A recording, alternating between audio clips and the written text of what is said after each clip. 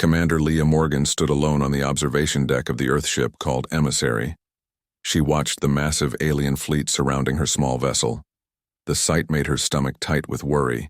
These aliens, who called themselves the Galactic Conclave, had come with demands, not friendly greetings. Leah touched the communication device on her wrist. The face of Admiral Paula West appeared on the small screen. Her eyes looked tired, but determined. "Admiral, we have a problem. The Conclave representatives just left the meeting. They refuse to believe our warnings." Leah kept her voice steady despite her growing fear. The Admiral nodded. "I expected that. What exactly did they say?" "They think we are lying about our defense capabilities. They believe humans are too primitive to have built the fleet we described. They called our supercarriers a myth created to scare them." Leah looked out the window again at the hundreds of alien ships. Their weapons could destroy the Emissary in seconds. We showed them the evidence from the Shadow War, the records of what those creatures did to our colonies. "The reason we built our fleet," Leah continued. But they laughed. They actually laughed. They said no species could have survived such an attack, so our evidence must be fake. Admiral West remained silent for several moments. Her face showed the weight of someone who had lived through those terrible years when unknown aliens had appeared without warning and slaughtered millions before Earth even understood what was happening. "The Conclave gave us 6 hours to agree to their terms," Leah added. "Complete disarmament. Alien observers stationed on Earth, removal of all our deep space installations, and supervision of all our technology development. And if we refuse?" asked the Admiral. The Conclave representative, a tall creature with orange scales and 6 eyes, said they would take what they want by force. They believe their fleet is unstoppable. Leah felt cold despite the warmth of the observation deck. They have no idea what they are about to face. "Activate protocol shield wall," Admiral West said firmly. "I will inform Earth Command of the situation. The hidden fleet will move into position. Do not provoke them, Commander, but do not show weakness either. We tried diplomacy. Now they will learn why humans are not to be underestimated." The communication ended. Leah turned to find Diane Carter, the ship's security chief, standing in the doorway. Her hand rested on her weapon, a nervous habit from years of combat. "The aliens are requesting another meeting," Commander Carter said. Her face showed no emotion, but Leah knew her friend well enough to see she was worried. "Tell them I will meet them in 10 minutes, Leah replied. She needed a moment to prepare for what might be her final attempt to prevent bloodshed. Carter nodded and left Leah alone again with the stars and the alien ships. She thought about Earth and its colonies, about the billions of humans who had no idea how close they were to another war, but this time humans were ready. This time they had built weapons that could fight back. Leah remembered the day the shadow creatures first attacked. She had been a young officer then, watching helplessly as 3 human colonies were destroyed. In a single day, the creatures had come without communication, without demands. They simply began killing. 2 billion humans died before Earth even understood who was attacking them. Those dark days had changed humanity forever.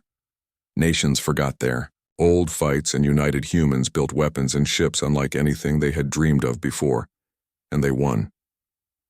They drove the shadow creatures back into the darkness of space. But at terrible cost. The door opened, and Carter returned. "Commander, they are waiting." Leah straightened her uniform and followed Carter to the meeting room. 5 alien representatives sat around the table. Their different body shapes and colors showed the diversity of the conclave. The leader was the orange-scaled creature, called Drex. His 6 eyes tracked her as she entered. "You have considered our terms?" he asked. His translator made his voice sound flat and emotionless. "We have," Leah replied. She remained standing. "I am authorized to give you Earth's response." The aliens leaned forward with interest. "Earth refuses your terms," Leah said clearly. "We will not disarm. We will not accept alien oversight. We will not abandon our colonies or our technology. And we strongly advise you to withdraw your fleet from our solar system." Drex made a sound that the translator did not convert, but Leah recognized as laughter. "Your species is arrogant, Commander." You think your primitive weapons can stand against the combined might of 27 advanced civilizations?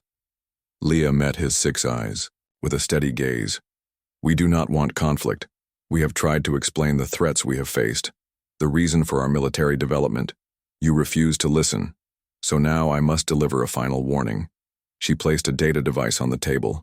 Images appeared. Above it, massive ships hidden in the shadows of moons and asteroids throughout the solar system.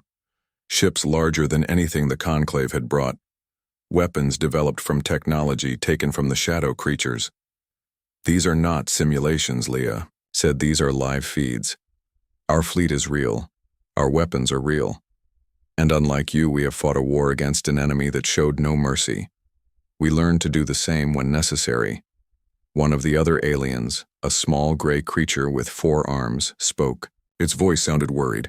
These images could be fake. Leah shook her head. You have 1 hour to begin withdrawing your forces. After that, Earth will consider your presence an act of war. Drex stood up, towering over Leah. You dare threaten the Conclave. You will regret this arrogance. Commander sees her. 2 alien guards moved toward Leah. Carter stepped forward, her weapon appearing in her hand, but Leah raised her hand, stopping her friend. Do not resist, Carter.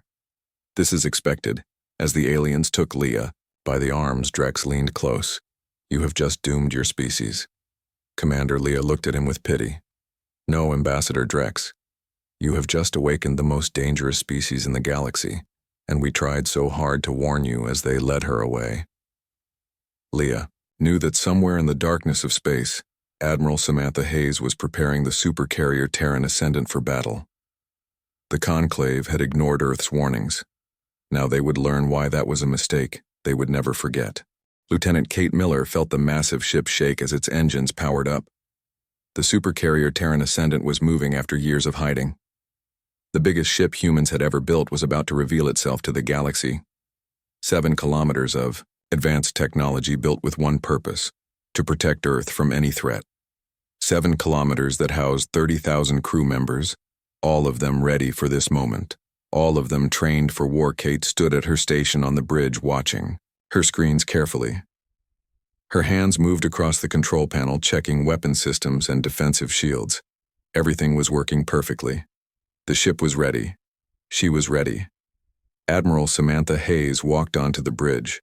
Her uniform was perfect, her face calm. Everyone grew quiet as she took her place in the command chair. She had fought in the Shadow War. She had seen Earth burn. She would not let it happen again.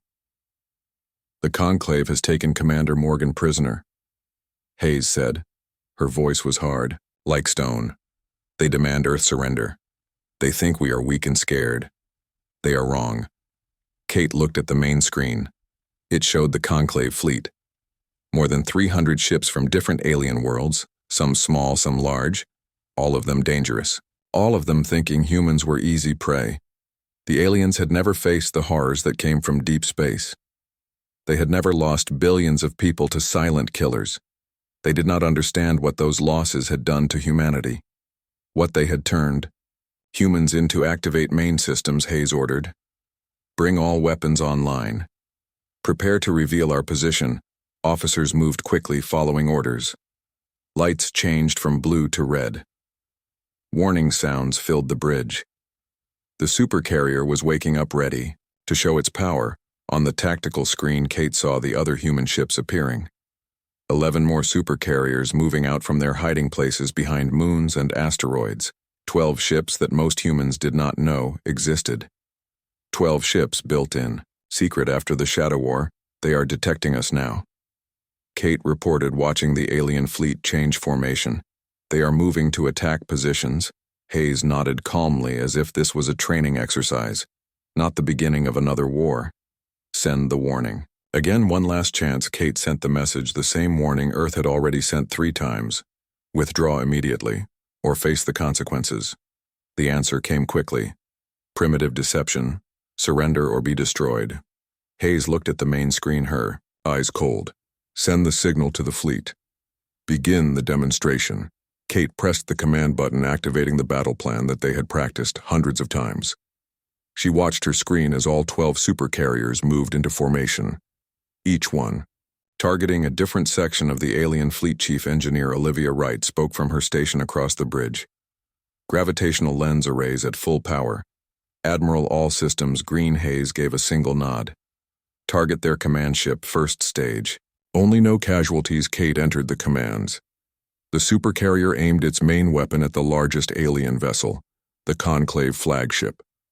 The ship where the alien leaders watched and waited, believing in their superiority.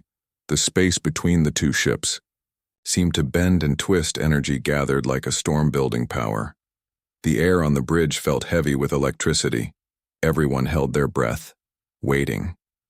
Fire, Hayes said.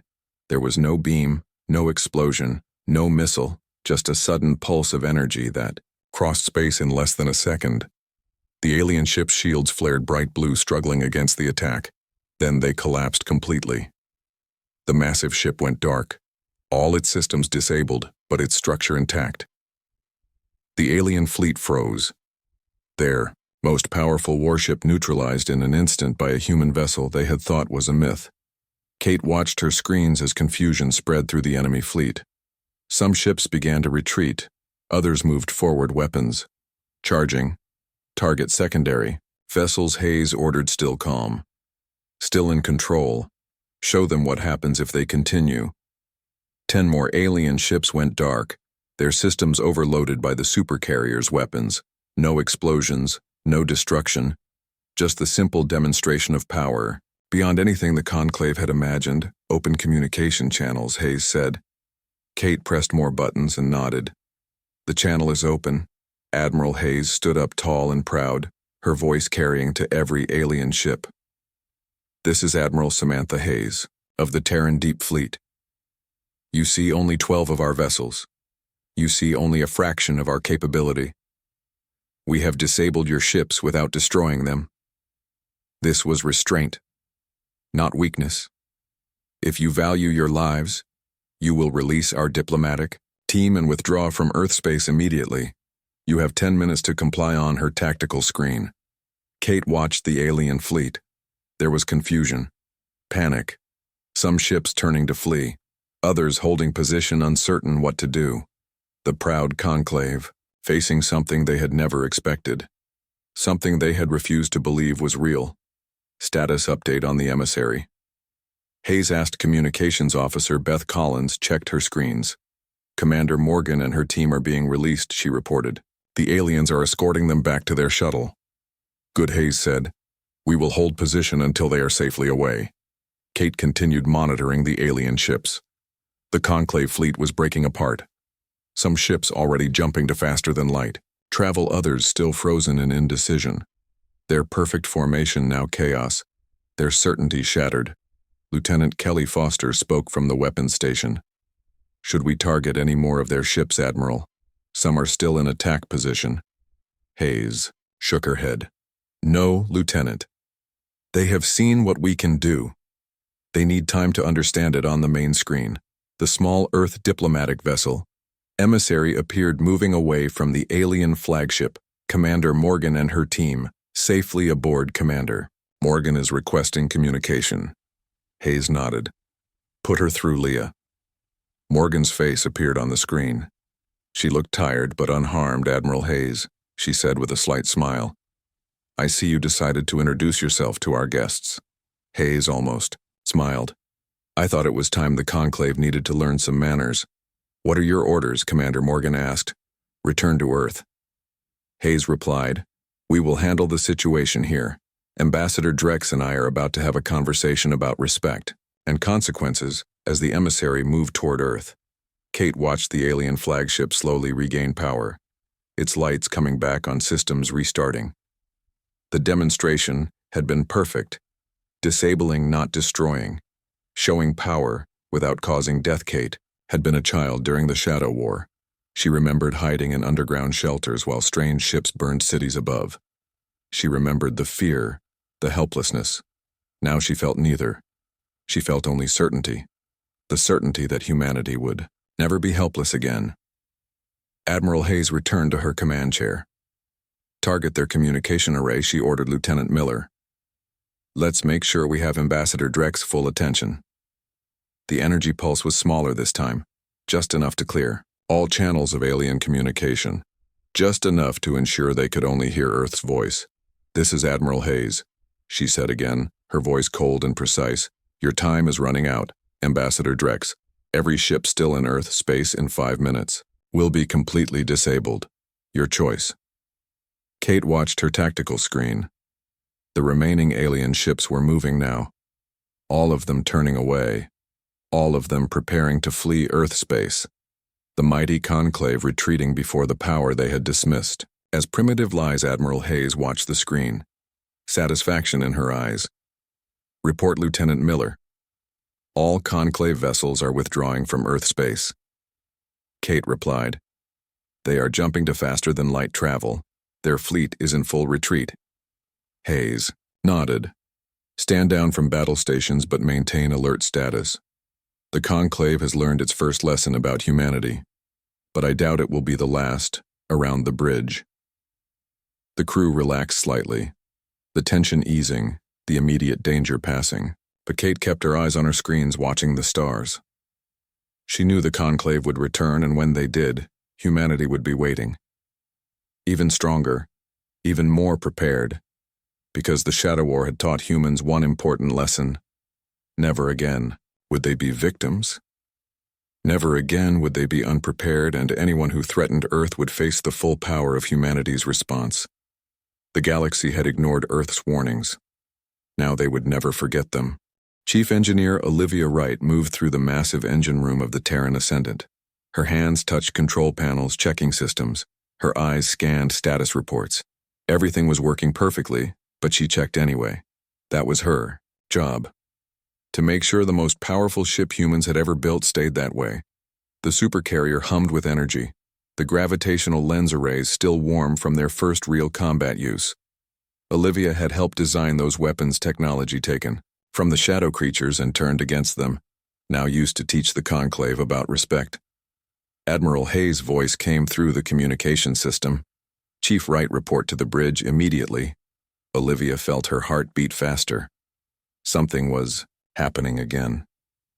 She hurried through the corridors of the massive ship. Crew members moved aside for her. Everyone knew the chief engineer. Everyone respected her. She had been there during the worst days of the Shadow War. She had seen her home colony destroyed. She had helped build the weapons that saved humanity. The bridge was quiet when she arrived. Officers at their stations watching screens. Admiral Hayes stood looking at the main display. It showed empty space where the conclave fleet had been just hours before. "You wanted to see me?" Admiral Olivia asked. Hayes turned her face serious.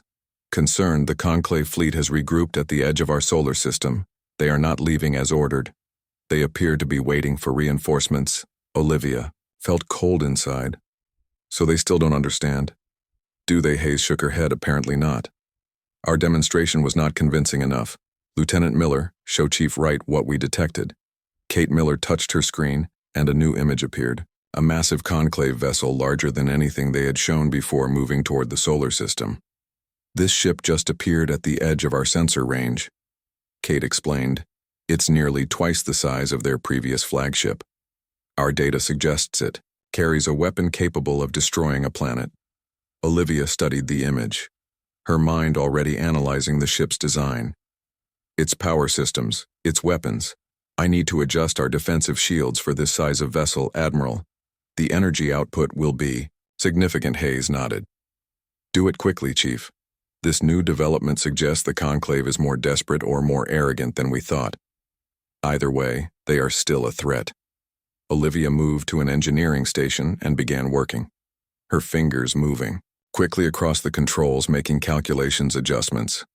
The shields of the supercarrier were based on shadow technology, modified and improved by human engineers.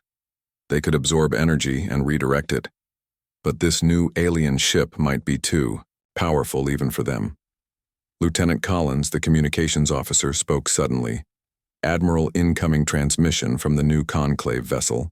Put it on screen," Hayes ordered. The image changed, showing an alien Olivia had never seen before. Its body was tall and thin, covered in blue scales. Its four eyes glowed with inner light when it spoke. I am Supreme Commander Zolnar of the Galactic Conclave. My ship, the Judgment, carries the combined power of 27 civilizations. Your primitive demonstration against our scout fleet was impressive for such a young species. But now you face the true might of the Conclave: surrender Earth, or face extinction. Hayes stepped forward, her face showing no fear. We have already demonstrated our capabilities. Commander Zolnar, we disabled your ships without destroying them. That was restraint.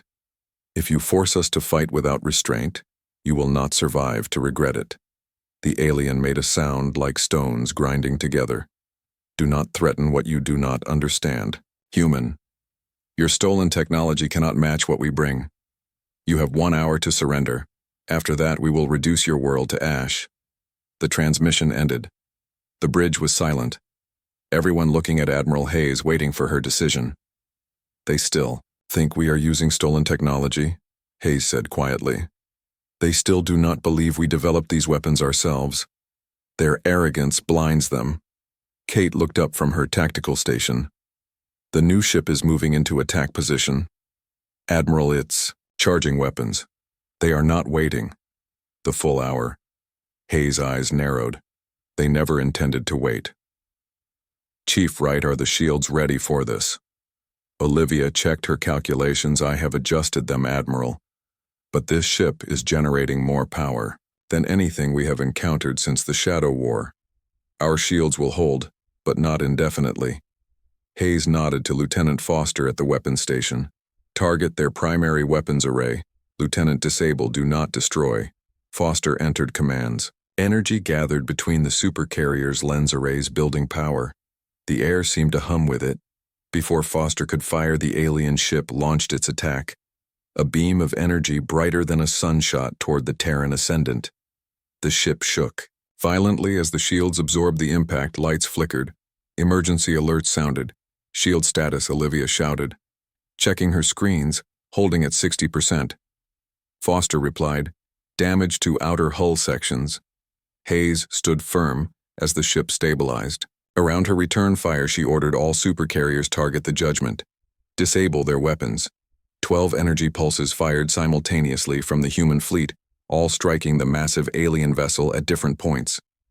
The Judgment shuddered, its shields flaring. Then something unexpected happened. The alien ship's shields not only held, they seemed to grow stronger, absorbing the energy of the human attack. Impossible. Kate whispered, they have adaptive shield technology. Hayes turned to Olivia. Explanation, Chief. Olivia studied her readings quickly. Their shields are similar to our own design. They can absorb and redirect energy. They must have been studying shadow technology too. Hayes' face darkened. This changes our approach. Lieutenant Foster, prepare the gravitational distortion weapon. Olivia's eyes widened. Admiral, that weapon has never been tested in actual combat. The simulations showed possible spatial tears. Sometimes we must take risks, Chief Hayes replied. The Conclave leaves us no choice. They threaten Earth. They must learn why that is always a mistake. Foster programmed the new weapon commands. The supercarrier began to vibrate as systems powered up, drawing energy from the quantum vacuum. The technology that humans had developed. After studying shadow weapons for decades, the most dangerous weapon in Earth's arsenal, the alien ship fired again. This time, multiple energy beams, striking not just the Ascendant, but other supercarriers as well. The human fleet shook under the assault shields, failing on carriers 3 and 7. Kate reported damage to multiple systems. Olivia worked frantically, rerouting power, reinforcing shields. The Ascendant systems strained under the pressure. Warning lights flashed across her panels. We're ready, Admiral, Foster announced. The gravitational distortion weapon is charged. Fire. Hayes ordered. The weapon activated. Space itself, twisted between the Terran Ascendant and the Judgment reality. Bent, folded, stretched. A point of absolute darkness formed, then expanded. The alien ship tried to move away, but too late. The distortion field touched its hull. What happened next shocked everyone on the bridge. The massive alien vessel began to fold inward, its structure compressing as if crushed by an invisible hand. Sections, of the ship collapsed into themselves. The distortion field pulled, tearing the ship apart not with energy, but with gravity itself. Emergency shutdown. Hayes shouted, "We need to control the reaction." Olivia slammed her hand on the shutdown sequence. The weapon powered down.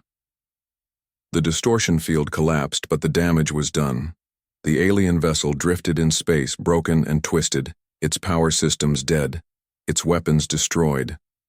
The bridge was silent, everyone staring at what they had done. The demonstration had become destruction status report. Hayes demanded her voice steady despite what they had witnessed. Foster checked her screens. The judgment is completely disabled. Admiral life support systems still functioning in some sections. Escape pods launching and, the rest of the Conclave fleet, Kate asked, retreating at maximum speed. All vessels jumping to faster than light travel. Their formation completely broken. Hayes nodded. Stand down from battle stations. Maintain defensive posture.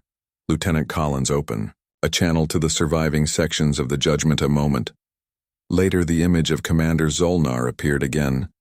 His body injured, blue blood on his scales. His arrogance gone, replaced by shock and fear. "This is Admiral Hayes. You threatened Earth, you forced our hand. Your ship is disabled, but your crew can survive in the functioning sections. We will provide assistance to your injured. This conflict is over. Commander Zolnar, return to the Conclave. Tell them what happened here. Tell them why they should never threaten Earth again." The alien stared at Hayes for a long moment before speaking. "What are you?" he whispered. "We thought you primitive. We thought you weak. What kind of species builds such weapons?" Hayes looked at him with cold eyes. "Our human commander Zolnar. We are survivors. We asked for peace. You chose war. Remember that choice as the transmission ended." Olivia looked around the bridge at her fellow officers, each face showing the same mix of emotions. Pride at their victory, relief at Earth's safety, but also concern about what they had done, what they had revealed to the galaxy. The Shadow War had forced humanity to develop terrible weapons. Now the Conclave had forced them to use those weapons, and the galaxy would never see humans the same way again. Hayes turned to her crew. "Begin rescue operations," she ordered. "We will show the Conclave both sides of humanity, our strength in battle and our mercy afterward." As Olivia moved to carry out the orders, she wondered what would come next. The Conclave had been defeated but not destroyed. They would return, perhaps with new weapons, perhaps with new allies. The galaxy had ignored. Dr. Abby Torres stood in the grand meeting hall of the neutral station Harmony. Her heart beat fast as she prepared to address the assembled aliens. Representatives from the 27 species of the Galactic Conclave sat in tiered seats looking down at her, some with curiosity, some with fear, some with anger, none with the arrogance they had shown before. 2 weeks had passed since the battle. The broken Conclave flagship Judgment had been towed to this neutral station. Its surviving crew, treated by human medical teams. Its Supreme Commander Zolnar still recovering from his injuries. The rest of the Conclave fleet had retreated to their own territories, but now they had returned for talks. Not threats. Abby was nervous. She was not a soldier like Admiral Hayes or a diplomat like Commander Morgan. She was a scientist, a xenohistorian who studied alien civilizations. She had spent years analyzing the shadow creatures, trying to understand why they had attacked Earth, why they had killed so many humans. Now she would share that knowledge with the very aliens who had dismissed human warnings as lies. Admiral Hayes stood beside her, calm and confident. The Admiral wore her formal uniform decorated with the medals she had earned during the Shadow War. Behind them stood a delegation of Earth's best scientists and military leaders, all prepared to finally make the Conclave understand. The Grand Speaker of the Conclave, a tall, willowy creature with skin that changed colors as it moved, called the meeting to order. "The Earth delegation has requested this emergency session to present new information. They claim it will explain their military development and change our understanding of recent galactic history. We will hear them." Hayes stepped forward. "Thank you, Grand Speaker. For years, Earth has tried to warn the Conclave about a threat you thought was extinct. We tried diplomacy. You responded with demands and threats. Now we will show you evidence you cannot ignore. She gestured to Abby, who activated the holographic projector she had brought. Images appeared in the center of the hall, terrible images that made many aliens gasp or make sounds of distress. The devastation of human colonies, cities, burned to ash. Strange, ships with organic curves and sharp angles, creatures that looked like walking shadows with too many limbs and no faces. I am Dr. Abby Torres Earths, leading expert on what we call the shadow creatures. Abby began, her voice stronger than she expected. What you are seeing is not simulation. These are actual recordings from the colonies that were attacked 50 years ago. She showed more images, each more disturbing than the last. The shadow creatures moving through human settlements, killing without mercy, without communication, their ships destroying everything that tried to escape. This was the horror that had shaped modern humanity, the nightmare that had forced Earth to become what it now was. You call these creatures the Void. Heralds. Abby continued using the conclave term. The records in your archives describe them as extinct, destroyed by your ancestors 10,000 years ago. Those records are wrong. An alien with 4 arms and gray skin stood up. Those cannot be Void. Heralds. They were eliminated completely. Our histories are clear. Abby shook her head. Respectfully, Counselor, your histories are incomplete. The Heralds were not destroyed. They were hibernating, waiting. And 50 years ago they awoke.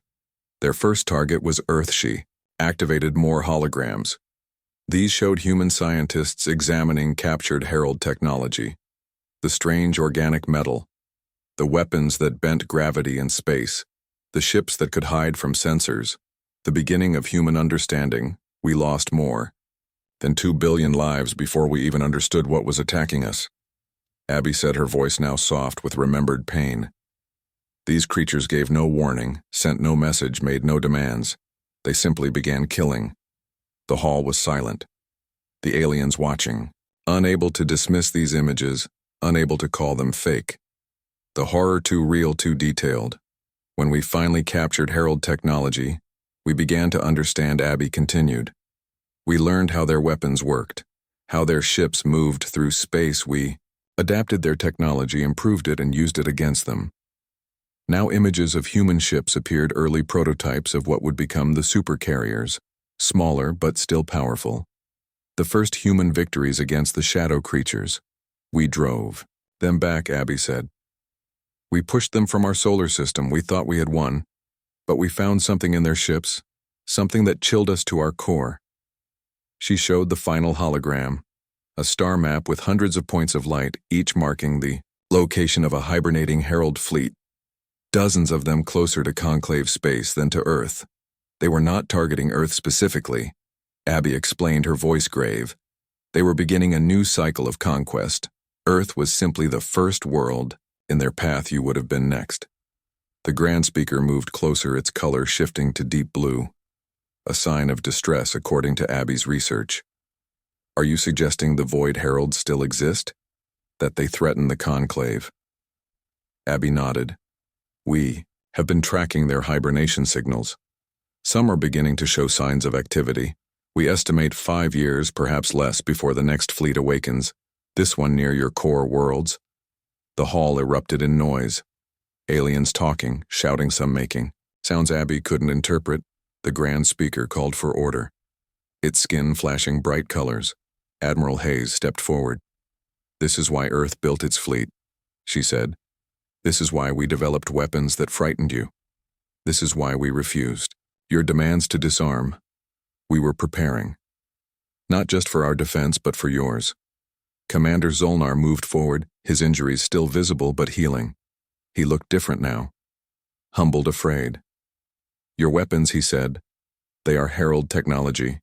Yes, and no, Hayes replied. We studied Herald technology, but we improved it, made it stronger, more efficient.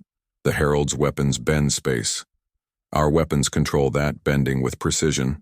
The Herald's ships hide in shadows. Our ships can find them. The Heralds, killed without purpose. We kill only to protect. Zolnar looked at the images again, his 4 eyes blinking rapidly. So, when you warned us, we were trying to prepare you. Hayes said. We knew the heralds would return. We knew the conclave would be a target. We tried to form an alliance to share our technology to help you defend yourselves. You responded by threatening Earth. The Grand Speaker moved to the center of the hall, its color now a deep purple. What would you have us do now? Humans, you have proven your strength. You have humbled the conclave. You have shown us a threat we thought long vanished.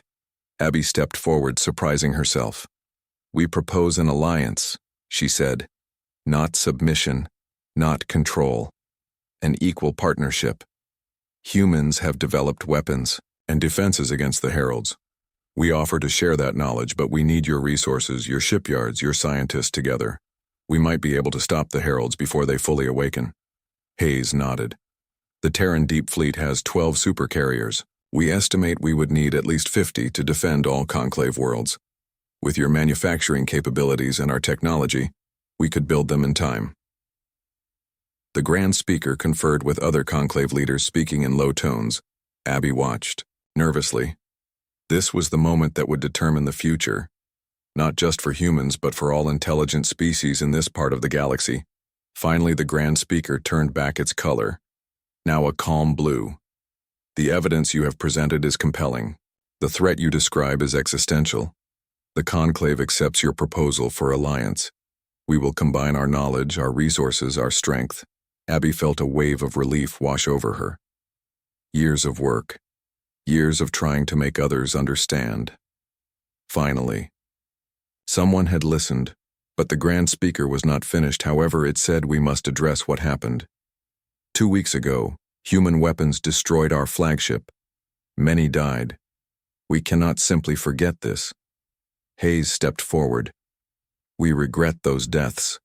We attempted to disable, not destroy your ship had technology we did not expect. The interaction with our weapons caused more damage than intended. We offer compensation to the families of those lost. The Grand Speaker seemed to consider this, its skin, shifting through several colors before settling on green. We accept your explanation and your offer.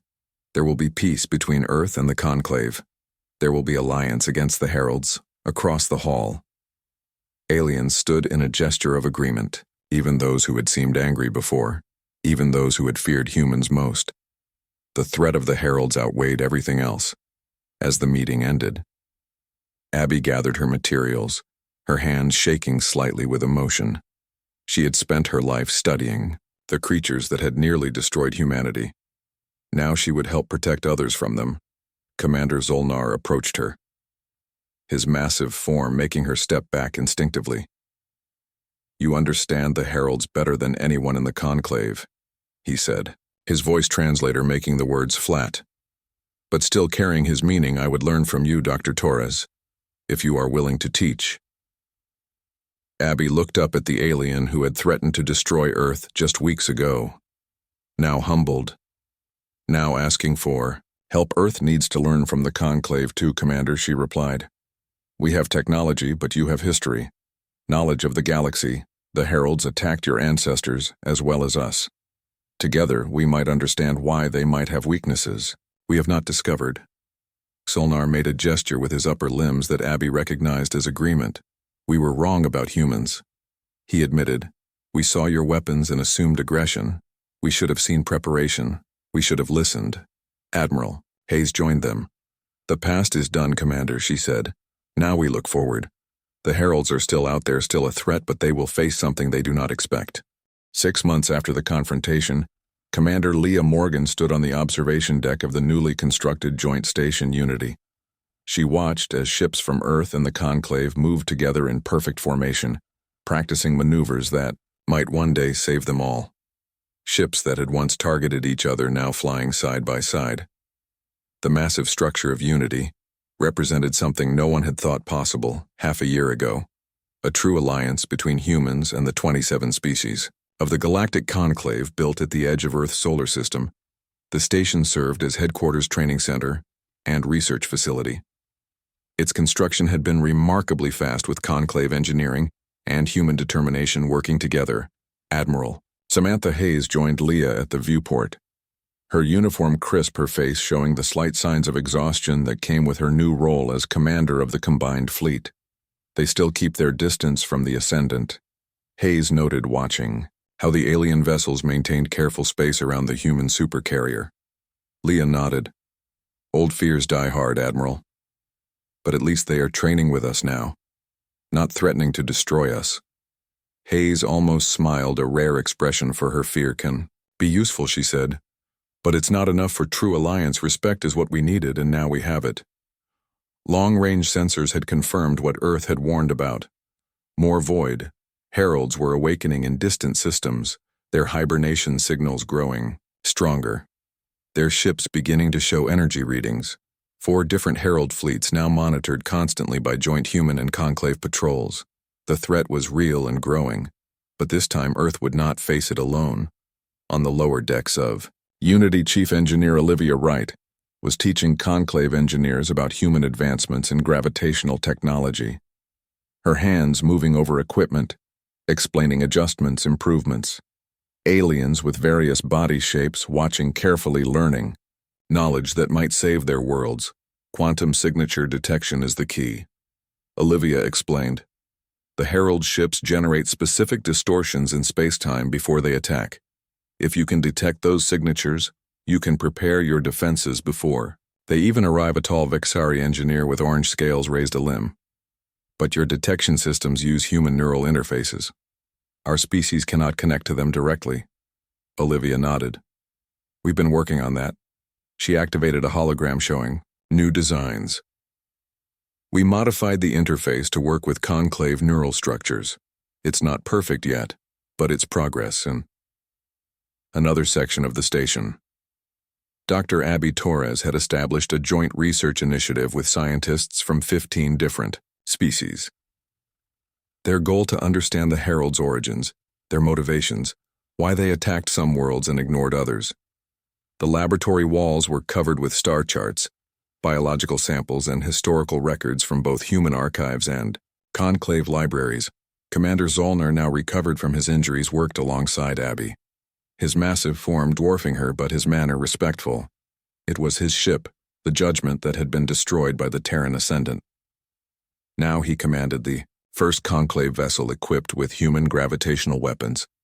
The behavior pattern suggests hibernation cycles of approximately 10,000 years, Abby said, pointing to data on her screen. That aligns with both our encounter and the historical conclave encounters. Your ancestors faced them the last time they awoke. Zollner studied the information. The question remains why, he said. Why do they attack intelligent species? Why do they hibernate between attacks? Abby had been considering this for months. Some predator species on Earth hunt in cycles, she suggested. Perhaps the Heralds evolved similarly, but on a galactic scale they might see intelligent life as we see herds of animals. Something to be harvested. The idea disturbed her, but it fit the evidence. The Heralds showed no interest in communication, no desire for territory, no apparent goal beyond destruction. They attacked, killed, then returned to hibernation. Like a terrible natural force, without malice but without mercy back. On the observation deck, Leah watched a new ship approach Unity, its design unlike anything she had seen before. A blend of human and conclave technology, the prototype of what they called a Herald Hunter, built specifically to track and engage the ancient enemy. Its weapons designed to penetrate Herald defenses, its sensors able to detect their unique energy signatures. The first of 50 such vessels, Hayes said, following her gaze. 3 months ahead of schedule. The conclave shipyards are impressive. When properly motivated, what do you think our chances are? Leah asked quietly. The question that haunted everyone who knew the truth, Hayes considered before answering. Better than they were. 6 months ago, Earth stood alone against a threat the galaxy refused to acknowledge. Now we have resources, technology allies. The Heralds will face something they have never encountered before. A prepared galaxy. Leah nodded, but uncertainty still shadowed her thoughts. The Heralds had nearly destroyed humanity, and that was just one fleet. What would happen when multiple fleets awakened? Would even this new alliance be enough, as if reading her thoughts?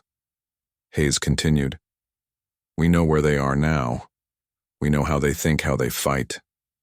We have advantages our ancestors never had, and something more important. What Leah asked. Hayes gestured to the mixed crews moving through the station, human and alien working side by side. Unity Earth faced the Heralds alone and survived. The Conclave faced them alone thousands of years ago and barely survived. This time we face them together, that might make all the difference. On the command level of the station, the Grand Speaker of the Conclave prepared to address representatives from all 28 allied species, its skin shifting through colors that indicated both concern and determination. The ancient enemy awakens, it would tell them. But we awaken as well. New weapons, new allies, new understanding. We will not be harvested. We will not be culled. We will stand together. In the station's central chamber, representatives gathered, humans and aliens, former enemies now united by common threat. Commander Zolnar approached Hayes and Leah, his massive form moving with surprising grace. When we came to Earth, he said, we thought we were containing a threat. We did not realize we were meeting our salvation. Leah watched as Admiral Hayes extended her hand in the human gesture of partnership. The gesture Zolnar carefully returned. I still believe diplomacy would have worked, she said with a slight smile. Perhaps, Zolnar admitted, but sometimes a demonstration is more convincing than words. Hayes nodded. We tried warnings. Now we offer guidance. The station alert system sounded, not an emergency, but a notification. The Herald Hunter was ready for its first patrol. The combined fleet prepared to escort it to the edge of known space, where they would begin hunting the hunters. Preparing defenses. Setting traps. Doing what neither humans nor the Conclave could have done alone. As Leah watched the ships move into formation, a strange feeling swept through her. Pride, yes, relief, certainly, but something more. Something she had not expected to feel when the Conclave fleet first appeared around Earth. Hope.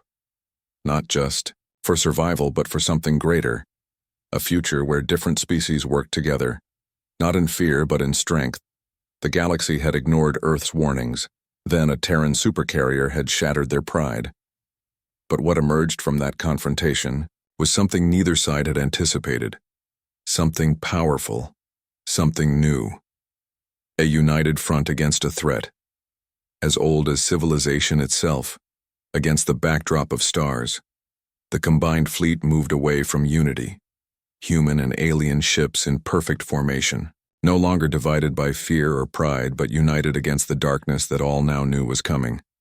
The Herald fleets would awaken as they always had, but this time they would find something waiting for them, something they had never faced before, and as unity grew smaller behind them, the ships accelerated toward the darkness between stars, toward the ancient enemy, toward a future that for the first time in thousands of years held the promise of victory.